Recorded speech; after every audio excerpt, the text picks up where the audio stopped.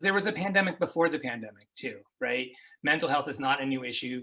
Things got worse. And if you were on the margins, things got incredibly worse for you. And, I remember, same time as all of us when the world changed.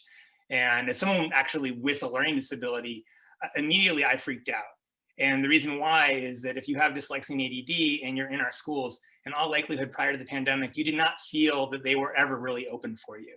Students who learn differently always struggled with getting what they needed to succeed. There was tons of stigma. Mental health issues were always highly tied to having a learning difference because of the stigma.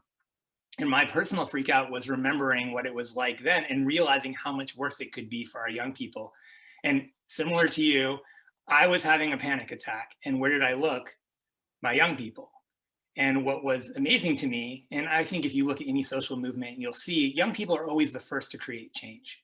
And so I went to my young people and just literally reached out to just a handful of the thousands of folks that we work with. I said, I need to know what are you feeling? What do you need? How can I help? Because in my position, while technically I work for a board, I work for them, just like you, Louise. I know we talk about that all the time.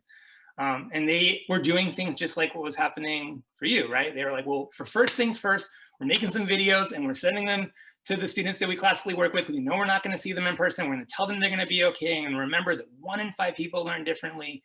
And all of a sudden, I picked myself back up the ground and I said, okay, well, all I have to do is be what I sort of think of as a bumblebee, cross-pollinating, now virtually. It used to happen in person and now virtually.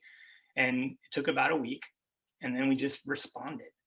With that said, and I think, we've all seen this, but it's important to mention here because mental health is just not talked enough about. Those who were already on the margins have suffered more during this time.